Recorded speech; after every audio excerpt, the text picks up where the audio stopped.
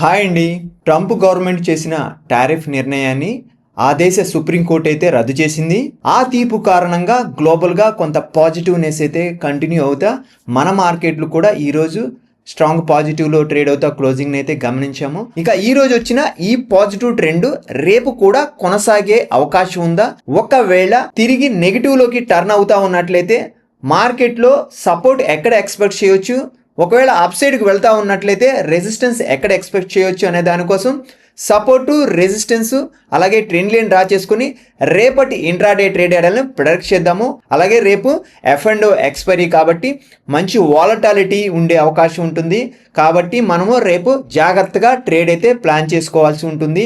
ఏ జోన్లో మనం ఎక్కడ ఎంట్రీ తీసుకోవచ్చు, ఎక్కడ స్టాప్ లాస్ పెట్టుకోవచ్చు, ఓవరాల్ ట్రెండ్ ఉన్నప్పుడు మనం ఎక్కడి నుంచి ట్రెండ్ డైరెక్షన్ గమనించవచ్చు అనే దానికోసం మనం జోన్స్ వైజ్గా డిస్కస్ చేసుకోబోతున్నాము. కాబట్టి మీరు ఈ వీడియోని స్కిప్ చేయకుండా కంటిన్యూగా చూడడానికి ప్రయత్నించండి. ఒకవేళ స్కిప్ చేస్తూ చూస్తున్నట్లయితే ఈ వీడియో మీకు అంతగా ఉపయోగపడదు. ఎవరైతే స్కిప్ చేయకుండా చూస్తూ ఉంటారో వాళ్ళకి జోన్స్ వైజ్గా సపోర్టు, రెసిస్టెన్స్ ఈజీగా అర్థమవుతుంది. తద్వారా లైవ్ మార్కెట్లో వాళ్ళకి కన్ఫ్యూజన్ లేకుండా మార్కెట్ డైరెక్షన్ అనేది అర్థమవుతుంది. అయితే ఈరోజు IDFC ఫస్ట్ బ్యాంక్ షేర్లు అయితే భారీ పతనం అయితే గమనించడం జరిగింది. ఇంట్రాడేలో దాదాపుగా 20% పైగా ఫాల్ అయితే వచ్చింది. దీనికంతటికి ముఖ్య కారణము IDFC ఫస్ట్ బ్యాంకులో వచ్చిన ఫ్రాడ్ న్యూస్. దాదాపుగా మోర్ దెన్ 500 crores పైగా ఫ్రాడ్ అయితే వెలుగు చూచింది. ఇక దీనివల్ల ఆ షేర్ అయితే భారీగా పతనమైంది. దీనివల్ల LIC అలాగే మన గవర్నమెంట్కి సంబంధించిన ఇన్వెస్ట్మెంట్ కూడా లాస్ అయినట్టుగా గమనించవచ్చు. ఈ యొక్క ఫ్రాడ్ అనేది బ్యాంకింగ్ స్టాక్స్ లో ఉన్న లోపాలు, గవర్నెన్స్ రిస్క్ ఎక్కువగా ఉన్నప్పుడు మార్కెట్ ఎలా స్పందిస్తుంది అనేది ఈ రోజు మనకు అర్థమైంది. ఇలా ఒక భారీ స్కామ్ బయటకు వచ్చినప్పుడు ఆ స్టాక్ ఎలా ఫాలో ఉంది అనేది ఈ రోజు మనం గమనించాము. ఇక రేపటి అనాలిసిస్ ని కంటిన్యూ చేసే ముందు ఈ రోజు ట్రేడింగ్ కోసం నిన్న మనం చేసుకున్న అనాలిసిస్ ని కూడా ఒక్కసారి రివ్యూ చేసుకుందాము. నిఫ్టీలో మనం డ్రా చేసుకున్న ఈ ట్రెండ్ లైన్ బ్రేక్ చేసి అబోవ్ ఎప్పుడైతే ఓపెన్ అయిందో మనకి ఇక్కడ స్ట్రాంగ్ సపోర్ట్ అయితే వచ్చింది. ఇక్కడ నుంచి అప్ సైడ్ 25,750 ఏరియాని టచ్ చేసిన తర్వాత నుంచి అక్కడి నుంచి కొంత డౌన్కి అయితే డ్రాక్ చేయబడింది. మరలా డే ఓపెనింగ్ దగ్గర లెవెల్లోకి వచ్చి అక్కడి నుంచి కన్సాలిడేషన్ తర్వాత సపోర్ట్ తీసుకుంది.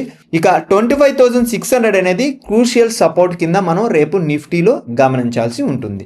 అలాగే బ్యాంక్ నిఫ్టీని కూడా చూస్తూ ఉన్నట్లయితే మనం డ్రా చేసుకున్న ఈ ట్రెండ్ లైన్ని బ్రేక్ చేయడానికి మార్నింగ్ అయితే ట్రై చేసింది. ఎప్పుడైతే ఇక్కడ బ్రేక్ వచ్చిందో వెంటనే అక్కడ అప్ సైడ్ 61,400 అబోవ్ నుంచి రెసిస్టెన్స్ వచ్చింది.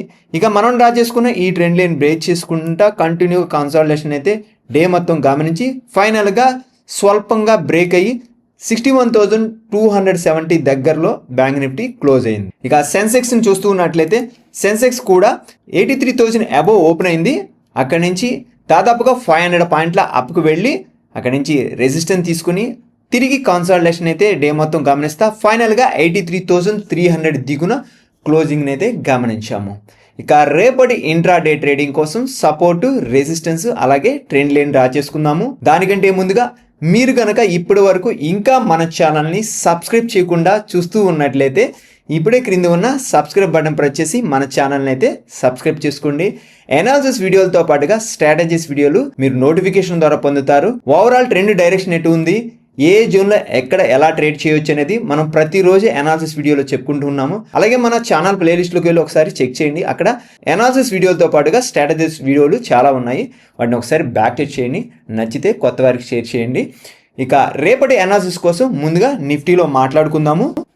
1 hour టైం ఫ్రేమ్లోకి వెళ్ళి చెక్ చేద్దాము. ఇప్పటికీ మనం ఈ ట్రెండ్ లైన్ అనేది రెసిస్టెన్స్ కింద భావిస్తా ట్రెండ్ అయితే డ్రా చేసుకోవడం జరిగింది. అయితే ఇక్కడ మనం గమనించాల్సిన విషయం ఏంటంటే రేపు కనుక ఈ ట్రెండ్ లైన్ కూడా బ్రేక్ చేసిందంటే ఇక్కడ నుంచి స్ట్రాంగ్ మొమెంటం అయితే పాజిటివ్లోకి టర్న్ అయ్యే అవకాశం ఉంటుంది. అయితే 25,800 అనేది క్రూషియల్ రెసిస్టెన్స్ ఏరియా.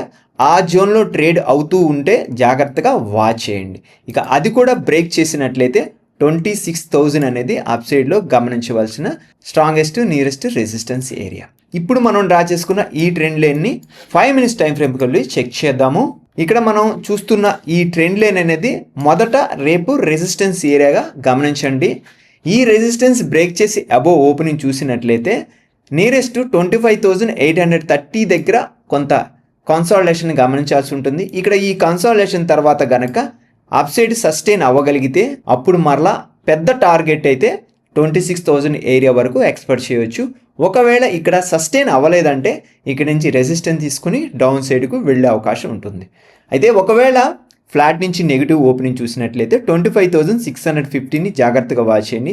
దాని దిగున మనకి సపోర్ట్ అవకాశాలు ఎక్కువగా ఉంటాయి. ఇక ఒకవేళ దిగున బ్రేక్ జరిగినట్లయితే ఇక పెద్ద టార్గెట్ అనేది 25,500 ఏరియా వరకు కూడా మనం డౌన్ సైడ్ చూడవచ్చు. ఇక దీని ప్రకారము 3 జోన్స్ మాట్లాడుకుందాము. 25,830 దగ్గర నుంచి 25,650 ఫస్ట్ జోన్ గాను, 25,650 దిగు నుంచి 25,500 దీన్ని సెకండ్ జోన్ గాను, ఇక స్ట్రాంగ్ పాజిటివ్లో టర్న్ అయ్యి అప్ సైడ్ ర్యాలీ కంటిన్యూ చేస్తూ ఉన్నట్లయితే 25,830 అబోవ్ నుంచి 26,000 ఏరియాని థర్డ్ జోన్ కింద మనం గుర్తించాల్సి ఉంటుంది. ఫస్ట్ జోన్ అనేది కీలకము. గ్యాప్ అప్ ఓపెనింగ్ చూసినా కూడా ఈ ఏరియాలో రెసిస్టెన్స్ చూడండి. రెసిస్టెన్స్ వస్తే ఇక్కడ నుంచి డౌన్ ఫాల్ కంటిన్యూ అవ్వచ్చు. అప్ సైడ్ ఈ ఏరియాలో స్టాప్ లాస్ ఉంచుకోవచ్చు. డౌన్ సైడ్ టార్గెట్ని ఇక్కడ నుంచి మనం 25,650 వరకు ఎక్స్పెక్ట్ చేయవచ్చు. ఒకవేళ ఫ్లాట్ నుంచి నెగిటివ్ ఓపెనింగ్ చూసినట్లయితే డౌన్ సైడ్ వస్తున్నప్పుడు మాత్రం ఇక్కడ సపోర్ట్ అవకాశాలు ముందుగా గమనించవచ్చు.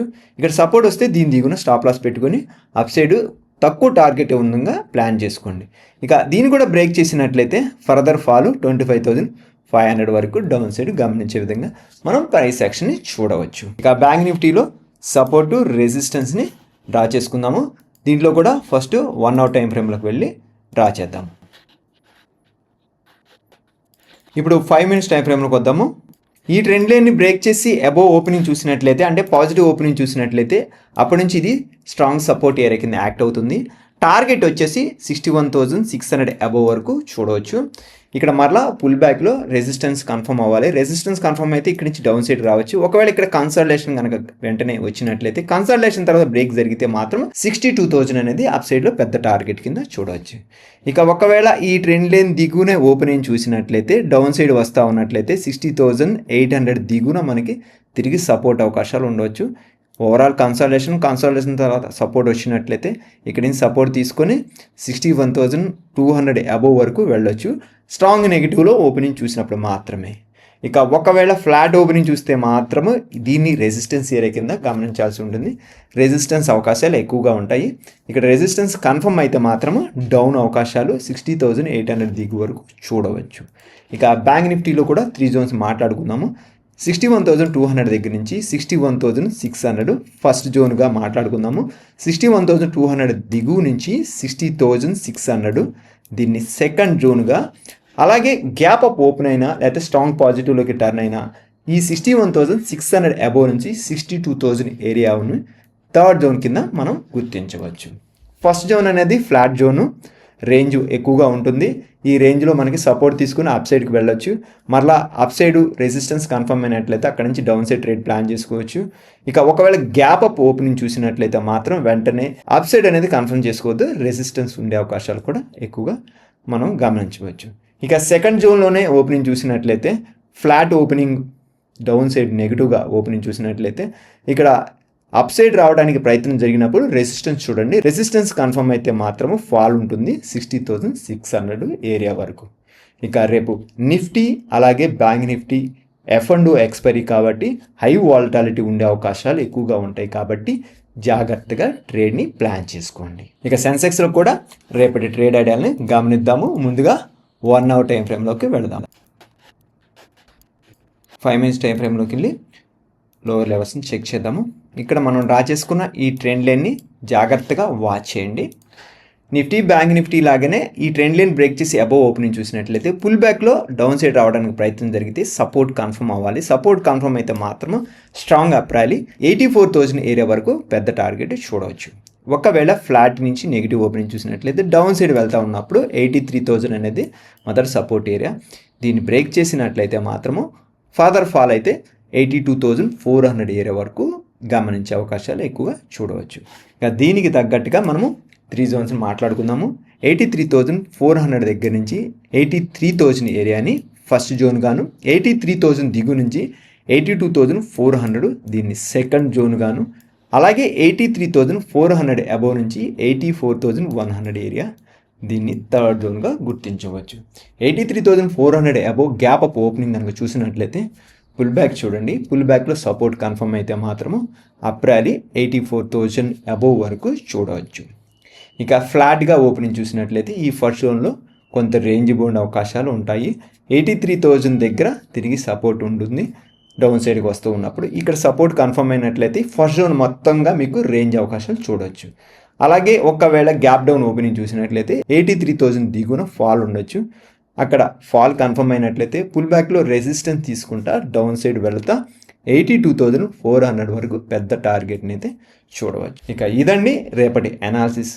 ఈ అనాలిసిస్ వీడియో మీకు నచ్చినట్లయితే తప్పకుండా లైక్ చేయండి, లైక్ చేసి కొత్త వారికి షేర్ చేయండి. మరొక మంచి అనాలిసిస్ వీడియోతో మరలా కలుస్తాను. Bye friends.